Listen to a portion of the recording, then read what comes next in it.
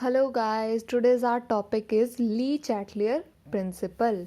ली Chatelier principal क्या कहता है? ली चैटलियर प्रिंसिपल कहता है जब कोई सिस्टम इक्विलिब्रियम पे है तो वो जब किसी टाइप के स्ट्रेस को एक्सपीरियंस करता है, स्ट्रेस क्या हो सकता है? कंसंट्रेशन, टेम्परेचर एंड प्रेशर, तो वो स्ट्रेस को हटाने की कोशिश करता है।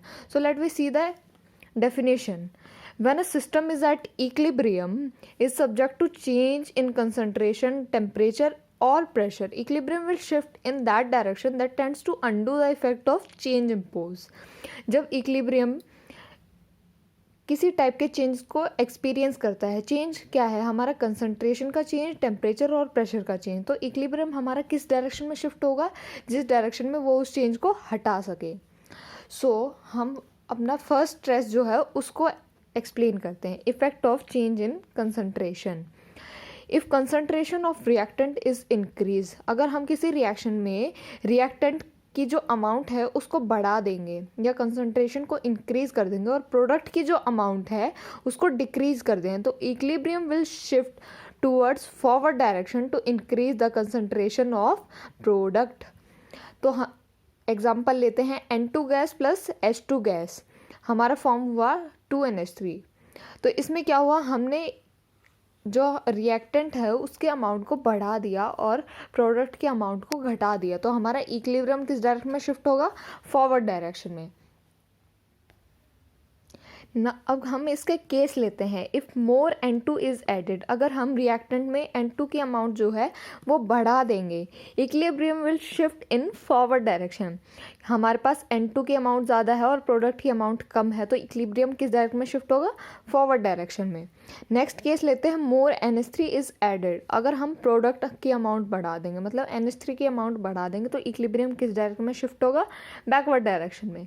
जिस चीज़ की हमारे पास अमाउंट ज़्यादा है और जिस चीज़ की अमाउंट हमारे पास कम है, कम अमाउंट वाले की तरफ इक्विलिब्रियम हमारा शिफ्ट होगा।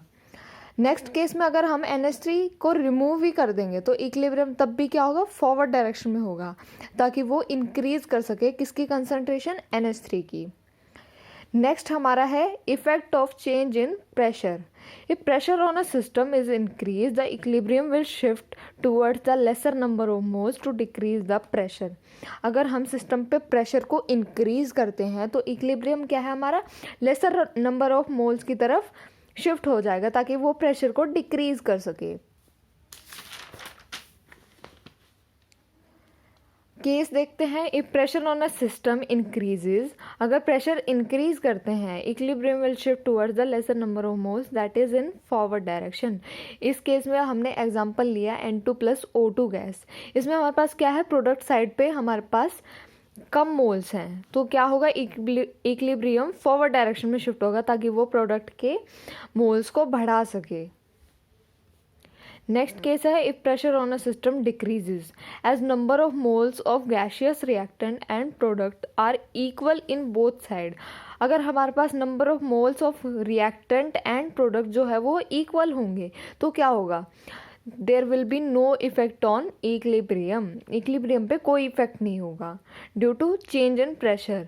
हम ये एग्जांपल लेते हैं SO2 प्लस O2, हमारे पास फॉर्म हुआ SO3 gas.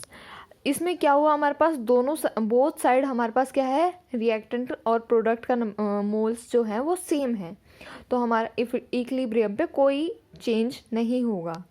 If pressure is decreases, volume increases. Left hand side पे अगर हमारे पास 3 मोल हैं और राइट हैंड साइड पे हमारे पास 2 मोल हैं, तो इक्विलिब्रियम किस डायरेक्शन में शिफ्ट होगा? बैकवर्ड डायरेक्शन में। नेक्स्ट है हमारे पास effect of change in temperature. अगर हमारे पास टेम्परेचर चेंज होगा तो इक्विलिब्रियम पे क्या इफेक्ट होगा? इफेक्ट ऑफ चेंज में हमारे पास सबसे इंपॉर्टेंट रोल जो होता है वो है इंथैल्पी चेंज। इंथैल्पी चेंज को हम किससे डिनोट करते हैं? डेल एच से। If del H is positive, अगर हमारे पास डेल एच पॉजिटिव है तो रिएक्शन कैसी होगी? Endothermic. As we know endothermic reaction में क्या होता है? हीट एब्जॉर्ब होती है हमेशा। And in if del H is negative, del H negative होगा तो रिएक्शन कैसी होगी?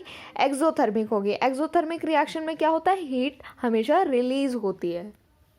अब हम एग्जांपल लेते हैं N2 plus 3H2O that forms NH3 gas. NH3 form करता है if temperature on a system increases, अगर टेम्परेचर को हम इंक्रीज करते हैं, equilibrium shift in in the direction of endothermic reaction, endothermic reaction की तरफ हमारा शिफ्ट होगा equilibrium. That is increase in temperature favours endothermic reaction. Endothermic reaction क्या होगी हमारी, फॉरवर्ड डायरेक्शन में होगी। और as we know endothermic reaction जहाँ पे होती है वहाँ पे हमारा डेल एच कैसा होता है, पॉजिटिव होता है। तो हमारा इस केस में डेल एच कैसा होगा, पॉजिटिव होगा।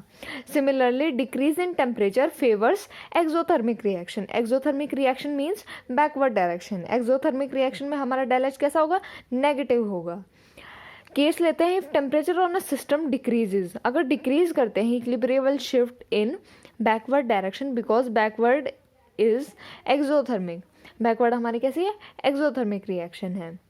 Now question arises how Le Chatelier principle affect equilibrium. Equilibrium को अफेक्ट कैसे करता है Le Chatelier principle. Now according to Le Chatelier principle adding additional reactant to a system will shift the equilibrium to the right.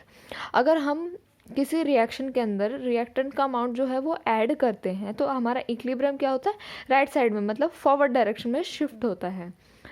towards the side of product means forward direction.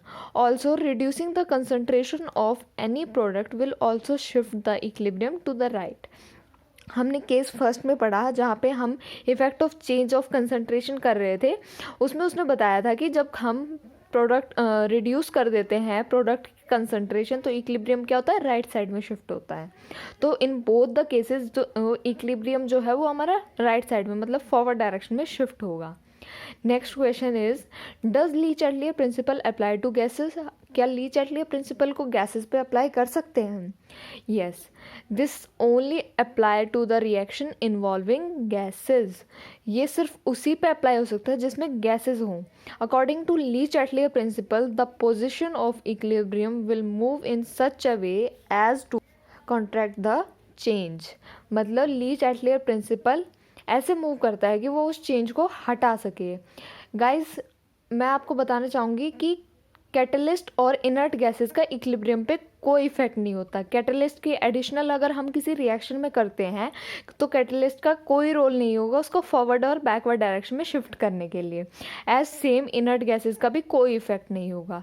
Guys I have finished my topic, hope you have understand all the things I have explained.